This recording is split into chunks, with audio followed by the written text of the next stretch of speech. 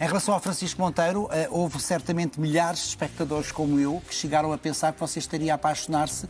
Poderia acontecer, não é? Vocês estão fechados dentro de uma casa com outras pessoas.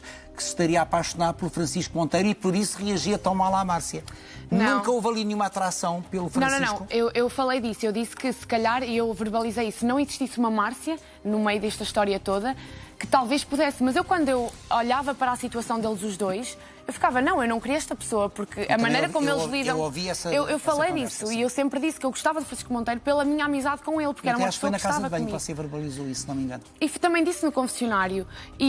Mas eu nunca estive ali como a tentar estragar alguma coisa. Eu sei que devia... Não estou a dizer isso, mas sentiu-se atraída pelo... Há coisas do Francisco Monteiro que a atraem? Eu acho que é a transparência e eu sempre verbalizei isso. Mas também em termos de amizade, eu prefiro alguém que eu saiba do que é que eu posso contar, do que é que aquilo pode chegar a vir. E foi ali quando ele começou com essa atitude para comigo, quando eu comecei a tentar ver as coisas de uma outra forma, para não ser tão tendenciosa, para não estar tão mergulhada numa verdade só dele, que eu percebi que ele também estava a agir de forma diferente comigo. E isso dava-me ansiedade, porque era...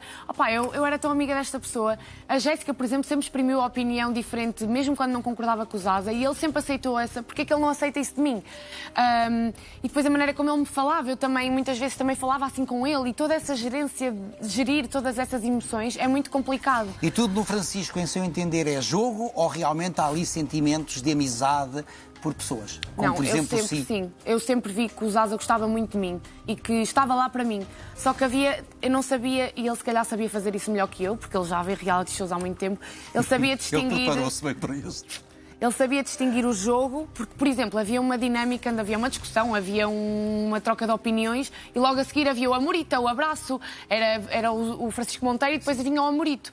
E eu gostava muito de lidar com essa incoerência. Para mim não era incoerência, é ele saber distinguir as coisas, que era, eu neste momento vou falar sobre este assunto, Ele mas acaba depois... por ser desconcertante, não é? Em algumas atitudes. Muito. E eu, quando entrava nisso, porque eu também gosto de Francisco Monteiro, e quando eu também me irritava pela maneira como eu não concordava com algumas coisas que ele dizia, porque eu não concordei com muitas coisas que ele fez ali Mas dentro. calou. Foi calando. Alguns momentos. Até agora dia. para o fim... Sim. Não, agora para o fim nada.